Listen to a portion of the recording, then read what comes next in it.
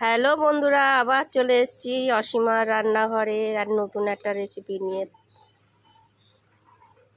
সবজিটা কেটে নিয়েছি, এবার মাছটা নুন হলুদ মাখিয়ে নিয়েছি। পাবদা মাছের ঝোল কিভাবে করছি আপনারা দেখুন, খুবই ইজি করা। এই সবজিগুলো হালকা করে সবই ভেজে নেব।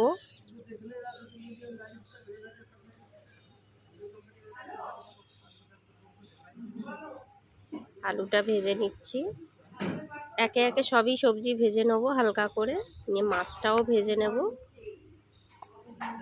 নিয়ে এইভাবেই পাবদা মাছের ঝোল আপনারাও করে দেখবেন, খুবই সহজ করা, কিন্তু খেতে এত সুস্বাদু খেতে হয়।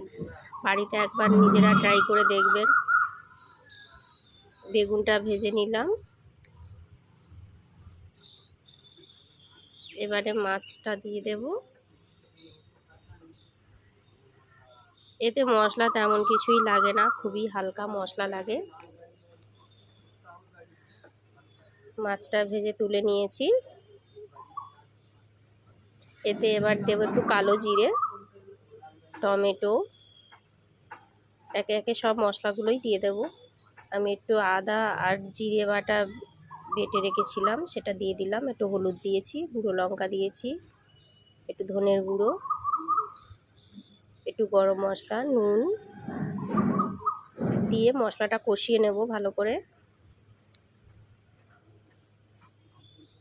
তারপরে সবজিগুলো সব দিয়ে আর একবার একটু জল দিয়ে, অল্প করে হালকা জল দিয়ে একটু কষিয়ে নেব, যাতে সব সেদ্ধটা ভালো হয়। জল ঢেলে দিলাম। খুব শর্টকাটে হয় আর এত ভালো খেতে হয়। আপনারা এইভাবে বাড়িতে একবার ট্রাই করে দেখবেন, খুবই সুস্বাদু খেতে হয়। বাড়িতে এইভাবে ট্রাই করবেন। নামানোর আগে একটু ধনেপাতা দিয়ে দিয়েছি। আমার চটজলদি পাবদা মাছের ঝোল হয়ে গেছে। আপনারা এইভাবে বাড়িতে ট্রাই করবেন, দেখুন কত সুন্দর দেখতে হয়েছে।